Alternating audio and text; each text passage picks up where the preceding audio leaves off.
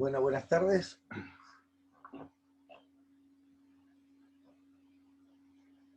¿Cómo le va, Escalada? Zárate, Garay y Sanelato no tienen cámara. Bien, Iván.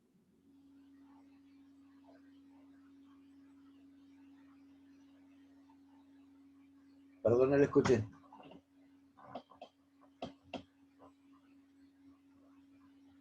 No le escuché. Bueno. ¿Alguna pregunta?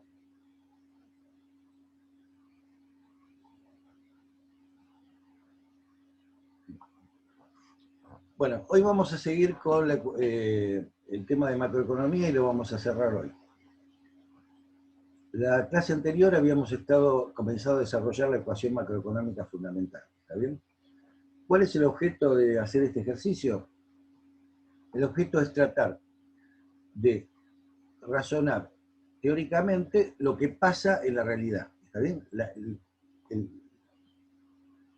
La economía sucede, ¿está bien? La economía la construimos cada día, cada uno de nosotros, consumiendo, invirtiendo, las empresas exportando, nosotros y las empresas importando, produciendo en un proceso de producción. Yo estoy produciendo una clase, digamos, en este momento habrá gente en un frigorífico que está produciendo carne, en el campo los agricultores, los contratistas, digamos, están produciendo cereales, grano, trigo, maíz, cebada, ¿sí? En las fábricas de autos están produciendo autos. Eso sucede acá en la Argentina, en Alemania, en Italia, en la India, en cualquier lado. Lo que hacemos los economistas es tratar de ver el conjunto de cómo se está comportando esa economía. Acá es cuando estamos hablando de economía en el sentido ese amplio del que les hablan en televisión. La economía anda bien, la economía anda mal, la economía esto, la economía aquello. Ahora bien, hablar de economía y decir pavadas es fácil. Entender qué pasa, cómo pasa y eventualmente, si hay un problema, por qué pasa, y si hay alguna solución a ese problema, ver cómo y dónde se implementa, es lo que tratamos de entender para eventualmente aplicarlo, si es que creemos que hay que hacer algo. Acuérdense que en la teoría económica hay una ruptura muy grande, el marginalismo, los neoclásicos, los liberales, digamos, en economía, en principio suponen que la economía no tiene crisis, por lo tanto, en realidad, no debería haber ninguna razón para intervenir en la economía. Otras corrientes de pensamiento económico, el marxismo, por ejemplo, dan por sentado que el capitalismo es una máquina de producir crisis. ¿Sí? Es inevitable. ¿Se acuerdan del primer trabajo con Rosa Luxemburgo? Rosa Luxemburgo marcaba que por la anarquía del capitalismo era inevitable que las crisis se produjeran. ¿Sí? Por eso decía que después se las atribuían al viento, hablaban de tormentas, del viento en contra, de los tsunamis y montones de cosas de esas, pero en realidad las tormentas que hay o los problemas que hay en la economía tienen que ver con la propia naturaleza del sistema capitalista, que es el que vivimos. ¿Sí?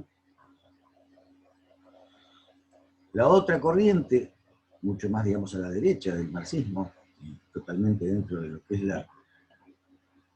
la teoría subjetiva del valor, digo bien, es el pensamiento keynesiano. ¿Está bien? El pensamiento keynesiano no va al extremo que va el marxismo, pero en el razonamiento de Keynes, a partir de la publicación de su obra principal, la teoría general, en 1936, Keynes establece que, miren, en el sistema capitalista, le guste o no le guste, las crisis existen, se producen. Se pueden producir, no se pueden producir, pero eventualmente la realidad nos mostraba que las crisis se producían. Ahora bien, lo que nos dice Keynes es, bueno, el tema es que si usted cree que las crisis se van a producir, Y sobre todo, que es lo que planteó Keynes, que si se producen, no hay nada, es decir, el principal aporte de Keynes dentro de la teoría subjetiva del valor, para los marxistas no hay nada que discutir, las crisis son inevitables y se van a producir cíclicamente y es parte del sistema. Para Keynes es, mire, si usted no quiere que se produzcan crisis, va a tener que pensarlo, porque producirse se pueden producir. Y sobre todo, si se producen, no hay nada que diga que se vayan a solucionar solas. Es decir, el sistema no las va a arreglar por sí misma. Por ahí se arreglan, por ahí no se arreglan, pero no cuente con que haya algún elemento teórico que justifique que lo mejor es no hacer nada, porque solas se van a arreglar. ¿Se entiende esto que estoy diciendo? Porque este es el gran debate sobre la intervención o no en la economía. ¿Está bien? ¿La intervención de quién? Del Estado. ¿Y por qué del Estado? Porque Keynes era estatista, Keynes inventó la intervención del Estado en la economía. De hecho, van a ver que hay materias por ahí o lecturas donde se dice eso. Bueno, no, Keynes no inventó nada de la intervención del Estado de la economía. De hecho, no. Existía intervención del Estado de la economía en la economía mucho antes de que Keynes dijera nada. El problema, la cuestión es que Keynes desarrolla teóricamente la razón por la cual eventualmente el Estado tendrá que intervenir en la economía, y es aquella de que el sistema per se no se va a arreglar solo, ¿sí? Y si se arregla solo, vaya a saber cuándo, y nosotros por ahí, los habitantes de una economía, los participantes de una economía, nos vamos a morir de hambre antes de que el sistema se arregle solo. ¿Se entiende esto que estoy diciendo? Porque esto es central en el pensamiento económico, incluso en el que ustedes más vulgarmente van a acceder en los medios de comunicación. ¿Sí? Cuando un tipo despotrica porque el Estado interviene, bla, bla, bla, bla, bla, si el Estado o no el Estado, esa no es una discusión ideológica en el sentido político, es una discusión teórica que se dio hace 200 años, ¿sí? O 150, ¿sí?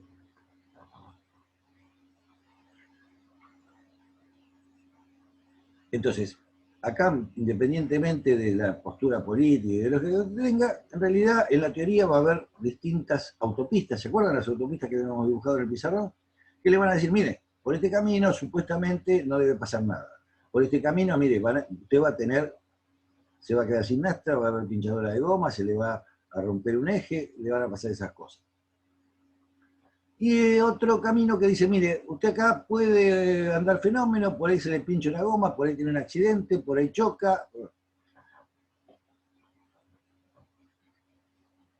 Ahora la cuestión es, bueno, si usted cree que no va a pasar nada, y que si pasa no hay que hacer nada, que es la teoría marginalista más extrema, lo que llamamos el liberalismo, usted va a decir, bueno, usted no necesita nada, no necesita ni automóvil club, no necesita talleres, no necesita policía, no necesita ambulancia, no necesita nada.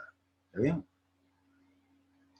Las otras teorías le dicen, mire, si usted considera que después de un tiempo en una autopista y andando muchos autos, cada tanto va a haber un choque, un accidente, o un auto descompuesto en medio de la ruta, o un tipo que transgrede las normas y produce riesgo para los demás.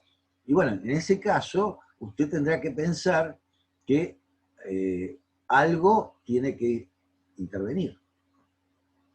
Sea la ambulancia para llevar a los heridos, sea la policía para detener al transgresor, sea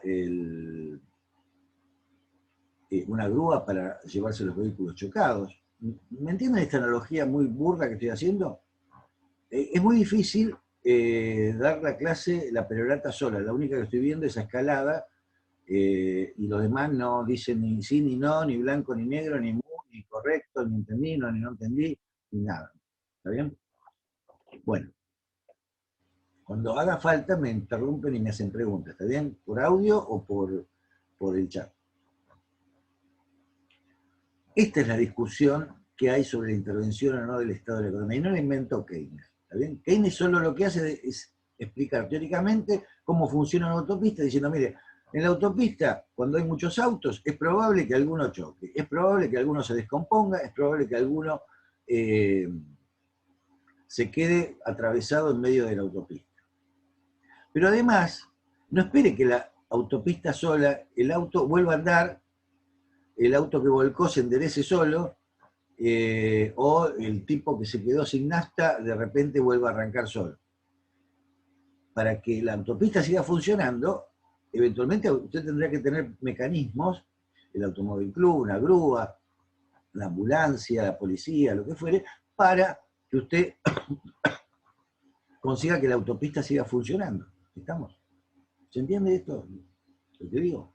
Esa es la discusión, no es una discusión de un partido político o de un pensamiento ideológico. ¿Sí? Obviamente, a partir de este planteo teórico, se descuelgan distintos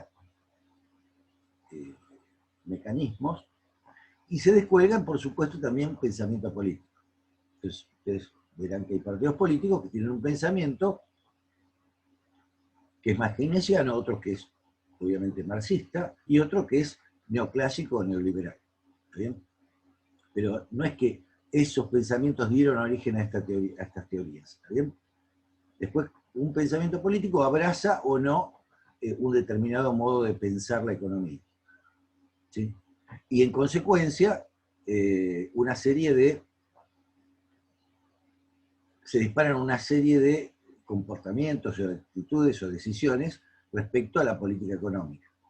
Después hay un montón de cuestiones políticas. Las cuestiones políticas sobre la moral, sobre la ley, sobre la salud, sobre la educación, una cantidad de cosas. ¿Estamos? Y además habrá también una lectura económica, ¿sí?, que abrazará una u otra teoría. ¿Se entiende esto que estoy diciendo? ¿Sí? Fíjense que yo, por ejemplo, tengo una afinidad con el pensamiento keynesiano. Entonces, para mí, la economía puede o no puede tener crisis, pero me consta que las tiene. ¿Está bien? Y lo otro que me dice Keynes es que, no lo inventé yo, no es que lo... Mirá, si hay una crisis en la economía, si hay un accidente en la autopista, ¿está bien? Que puede pasar o no puede pasar, ojalá no pase, pero si pasa, ojo que los autos no se van a arreglar solos. Ojo que los heridos no se van a curar solos. Vos tenés que tener preparado algún recurso para solucionar ese problema, para que la autopista siga funcionando, para que la economía siga funcionando. Entonces, ¿quién se ocupa de esos mecanismos? ¿Quién se ocupa de la ambulancia? ¿Quién se ocupa de la policía? ¿Quién se ocupa de la grúa? Bueno, yo soy creyente, así que podría decir, bueno, Dios se ocupa. ¿Está bien? Entonces yo, si hay un accidente en la autopista, hay heridos y queda el tránsito obstruido, es decir, no solamente están los heridos, sino que además el tránsito se para. Quedamos todos ahí en la autopista sin poder avanzar. ¿Sí? Que es el problema de que la economía se frena, tiene una crisis. ¿Está bien? ¿Sí? Bueno, en ese caso, uno dirá, bueno, yo puedo rezar y esperar a que los heridos se curen. Y que, con suerte, de a poquito, el tránsito vuelva a fluir. ¿Sí? Y otro me dirá, mire, Souto, usted puede ser muy creyente, yo soy, no estoy diciendo, pero de ahí a que Dios baje y saque los coches de la autopista y cure a los heridos, me parece que vamos a tener que esperar un buen rato. ¿Sí? Entonces lo mejor sería tener preparadas las ambulancias, tener preparada la policía para que ordene el tránsito, tener preparadas las grúas para que retiren los vehículos. ¿Sí? ¿Y quién se encarga de eso? Y se tendrá que encargar el Estado. ¿Sí?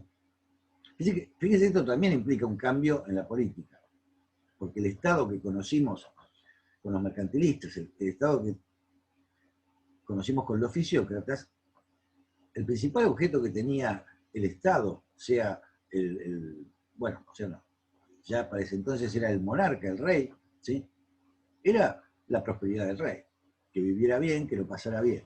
Y eventualmente los mercantilistas empiezan a batir el parche con que, y bueno, el Estado tiene que meterse en la economía, el rey tiene que meterse en la economía para mejorar la renta pública, que la economía ande bien para poder recaudar más. No le estaban pidiendo que solucionara los problemas, le estaba diciendo que regulara de manera tal que se produjeran fenómenos que eran lo que les parecía mejor. Los fisiócratas, fíjense que están mucho más cerca de nuestros liberales. Los fisiócratas pedían laissez-faire, ¿se acuerdan? Laissez-faire, laissez-passer, dejar hacer, dejar pasar, que el Estado no se meta más en la economía, que los deje lo más libres posible. Un discurso que les suena ahora con los, ¿cómo se llaman? Los liberaloides, ¿cómo es que se llaman ahora? Los, ¿cómo se llama Sanelato? Los Milei y todos esos tipos, los libertarios, ¿sí? Un discurso que les gustaría a los libertarios. Sin embargo, los fisiócratas en realidad también plantean una fuerte intervención del Estado de la economía. Por ejemplo, ¿con qué? Tema de examen.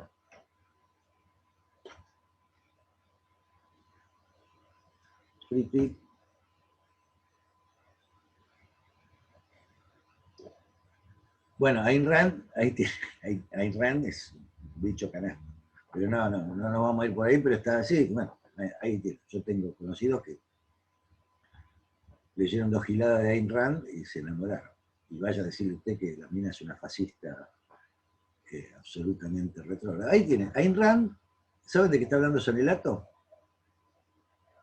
¿No saben quién es Ayn Rand? Mejor, no se pierden nada. ¿Sí?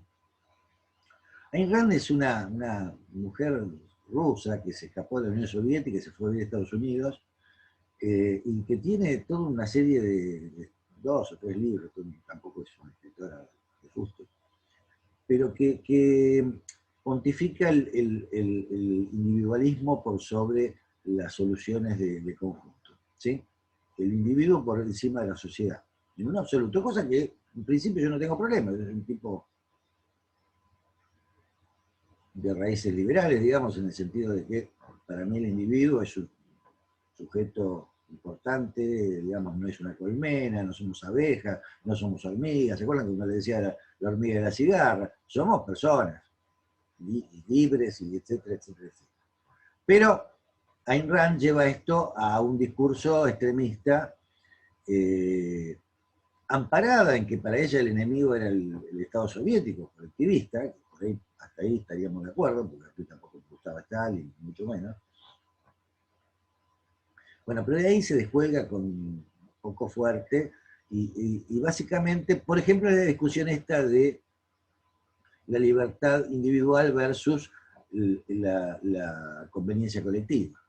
Entonces, Ayn Rand, por ejemplo, estaría manifestando en el Obelisco diciendo que no al barbijo, que cómo me van a obligar a usar barbijo, cómo me van a obligar a vacunarme, que no te obligan, y cómo no me van a dejar circular. Ese sería el discurso, digamos, Ayn Rand al extremo, ¿sí? La otra le diría, flaco, si vos no andás con barbijo, si andás, circulás mucho, crecen los contagios en pandemia, y lo que tenés después es una saturación del sistema de salud. ¿Y a quién le vas a andar a cantar a Gardel? Porque vos no, todavía no te enfermas, pero lo demás sí. Y después, bueno, es esta discusión, y no es para esta clase, ¿está bien? Acá no se trata de el colectivismo versus el individualismo. Acá se trata de decir, mira, si vos tenés un accidente en la autopista, vas a querer que venga la ambulancia. De hecho, Ayn Rand, que era tan individualista, terminó sus últimos días en la miseria en un hospital público. ¿Sí? O sea, si quieren una moraleja o una especie de ironía cósmica, bueno, la mina que defenestraba todo lo que era lo público, lo social, lo solidario, terminó sus días atendida por una entidad pública sostenida por toda la comunidad. Esa comunidad que ella creía que era negativa, ¿sí? Para mí no hay mejor mensaje que ese, ¿sí?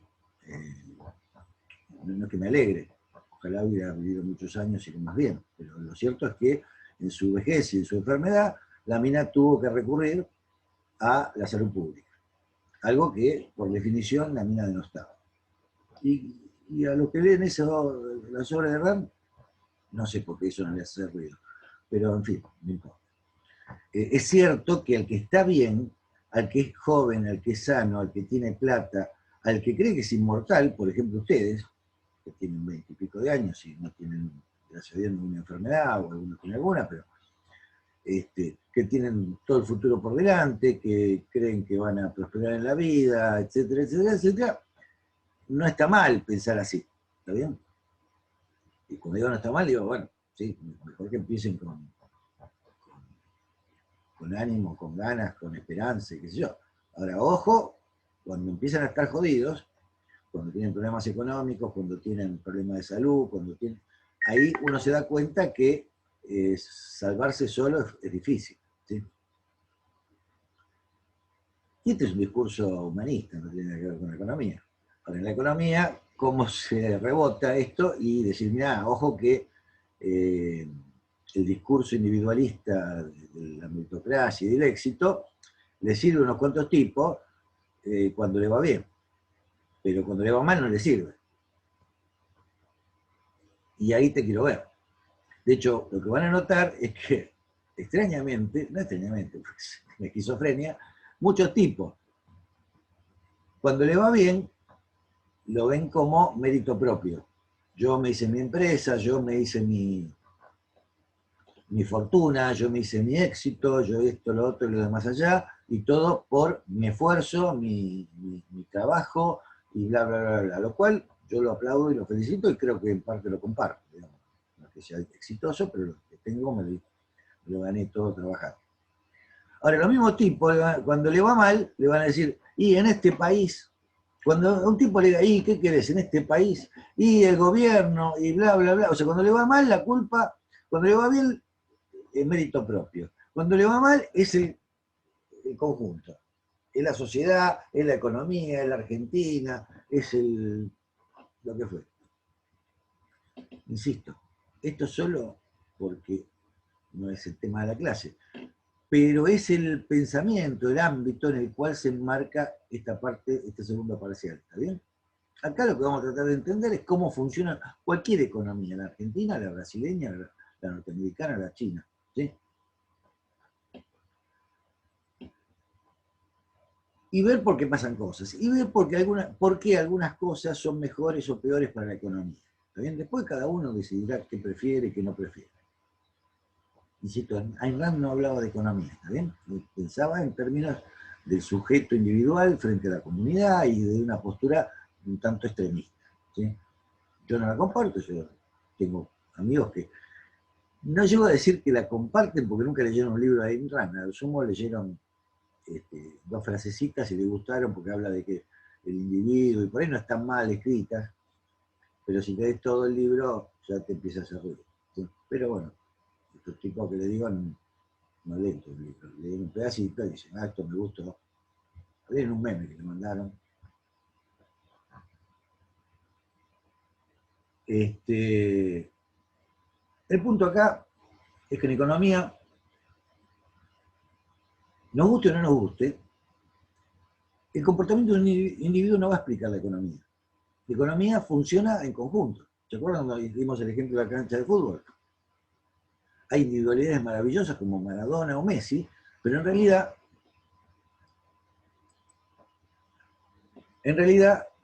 un equipo gana o perder más o menos en función de cómo jueguen los 11 jugadores, incluyendo el que es un genio, incluyendo el que es un tronco, pero además de cómo jueguen los otros 11 jugadores. ¿Sí? Entonces, en realidad, el análisis individual no alcanza para explicar por qué terminó el partido. ¿Cómo puede ser que Argentina haya perdido con Nigeria si Maradona jugó un fenómeno? Bueno, pero los otros 10 por ahí no jugaron bien y por ahí los 10 nigerianos jugaron mejor que todos los nuestros, aunque ninguno jugó mejor que Maradona. Disculpen este ejemplo un poco burdo, pero ¿por qué miramos la economía en su conjunto? Bueno, porque hay un montón de factores. Cuando yo les muestro esto que está acá,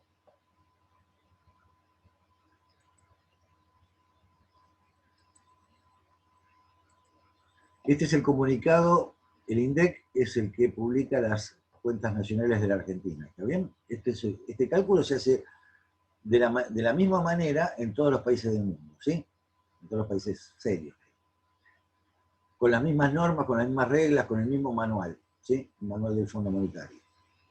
¿Para qué lo hacemos todos igual? Para que los datos de Argentina sean comparables con los de Brasil, con los de México, con los de Estados Unidos. ¿está bien? Con los de China. Entonces todos calculamos esta ecuación macroeconómica, ¿ven? Fíjense que esto es lo que ustedes tienen en la teoría, Producto Bruto Interno Bruto, ¿sí? No PBI, PIB. Fíjense que usamos, en realidad, en todo el mundo de habla hispana se usa PIB, no PBI.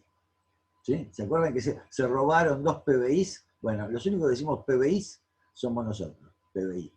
En todo el mundo de habla hispana hablamos de PIB. ¿Qué es PBI? Producto Bruto Interno. ¿Qué es PIB? Producto Interno Bruto. ¿Sí? En inglés es GDP, GDP, Gross Bruto, doméstico interno, producto doméstico bruto. ¿Está bien? GDP. Fíjense que esto es lo mismo que tenían en el pizarrón, esto es lo mismo que tenemos en el apunte. ¿Qué es el PBI? Consumo más inversión, más exportaciones, menos importaciones. ¿Está bien? Y fíjense cómo le fue a la economía argentina en el año 2019. Fíjense que estos son los datos del 2019. ¿Por qué uso los del 2019? Porque todavía no tenemos los del 2020. Ahora en un mes posiblemente, o en estos días, salga este mismo cálculo para el año 2020. ¿Está bien? Este cálculo se hace trimestral. ¿Sí? O sea, 4 veces al año. Pero yo prefiero usar el anual para que vean el conjunto del año. ¿Sí? Y se hace un cálculo de qué? Del producto, de qué riqueza produjo la Argentina en un año y en otro. Otra de las razones para usar una metodología comparable con otros países es que usemos siempre la misma metodología para que a la vez cada cálculo se pueda comparar no solo con los otros países, sino con el propio país en años anteriores y posteriores. Por ejemplo, ahora vamos a calcular el PBI del año 2020, para saber si la economía argentina le fue mejor o peor en el 2020 que en el 2019, entonces tenemos que asegurarnos de que las cuentas las sacamos igual, que hacemos los mismos cálculos, ¿está bien? ¿Se entiende esto? Eso en el apunte está al final de todo, ¿está bien? Y en este comunicado que también les voy a mandar, también está la metodología, ¿sí? Fíjense que el producto es igual al consumo, más la inversión, más las exportaciones, menos las importaciones. Fíjense, ¿qué pasó con el PBI en el año 2019? Bueno, para empezar cayó. ¿Cuánto cayó? 2,2%. 2,2% respecto al 2018. Es decir, en el 2019 fuimos más pobres que en el 2018. ¿Está bien? Produjimos menos riqueza, produjimos menos productos, produjimos menos valor agregado. ¿Se entiende esto que digo? ¿Acá hay alguna pregunta, algo? Bueno, ¿y cómo fue el resultado? ¿Por qué cayó 2,2% el PBI? Y cayó porque, fíjese, el consumo, que está integrado por el consumo privado y el consumo público, ¿qué es el consumo privado? El nuestro, el de ustedes, el de Escalada, el de Zárate, el de Garay, el mío, por el de las escuelas privadas, el de los sanatorios, por el de las familias en general. El consumo privado cayó 6,4%. ¿Está bien? Y el consumo público, ¿qué es el consumo público? El consumo público es el consumo que ejecutan como familias las instituciones del sector público, del Estado. Por ejemplo, la universidad. La universidad consumió 1,5 menos que en el año anterior. ¿Está bien? Es decir, gastamos menos en policía, gastamos menos en universidad, gastamos menos en educación, gastamos menos en salud. ¿Sí? Inversión. Formación bruta de capital. FBC quiere decir formación bruta de capital. Esto quiere decir cuánto capital, cuántos bienes de capital se incorporaron al proceso productivo. ¿Está bien? Todo esto está explicado en el apunte, ¿está bien? Y lo tienen clarísimo porque seguro leyeron el apunte y hasta ahora no me hicieron ninguna pregunta. Así que yo doy por sentado que lo tienen súper recontra, espectacularmente claro. ¿Correcto, Garay? Bien. Fíjense que la inversión, ¿sí?, cayó en el año 2019 15,9%. Esto es una enormidad. En términos de producto, que en general las variaciones son pequeñas, bueno, estos números son espectaculares. Esto cayó en la inversión, es decir, el incremento de la capacidad productiva, el incremento en la cantidad, tamaño, disponibilidad de bienes de capital para producir en la economía argentina, cayó casi 16% en el año 2019. Esto es muchísimo. Me van a perdonar, ¿se acuerdan que iba a venir la lluvia de inversiones? ¿Se acuerdan que iba a venir en el segundo semestre la lluvia de inversiones? ¿Alguien se acuerda de eso?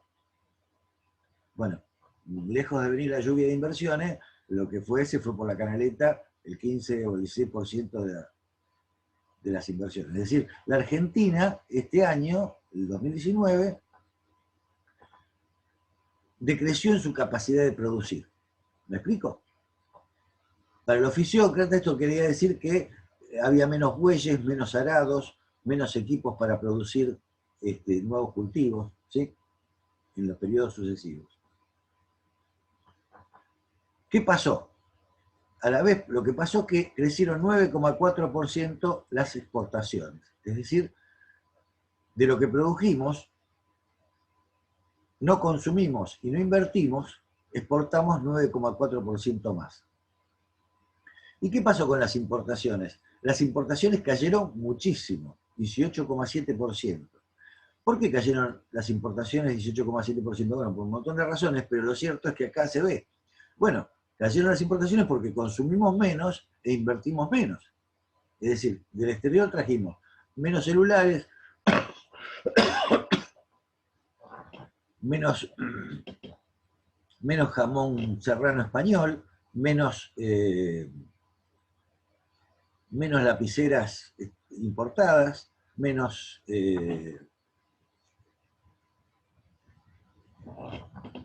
salmón chileno, ¿sí?, menos bananas de Ecuador. Quiero decir, estoy diciendo esta serie de ejemplos para que vean que acá lo que está representado es eso, no otra cosa. ¿Sí? Quiere decir que compramos menos televisores chinos, ¿sí? O sea, acá son menos bananas, menos 6,4 en consumo, es que consumimos menos. Gastamos menos electricidad, vimos menos Netflix, comimos menos pizzas, comimos menos... De todas esas cosas que hicimos de menos, una cantidad eran importadas. Por lo tanto, esto se refleja en esto, ¿sí? Trajimos menos banana dole, trajimos menos salmón ahumado chileno, trajimos menos jamón serrano español, compramos menos Spotify, por ejemplo, no está acá, pero digamos, también es eso. ¿Sí? Fíjense que 6,4 menos de consumo. Usted, Garay, ¿cuándo está mejor económicamente? ¿Cuando consume más o cuando consume menos?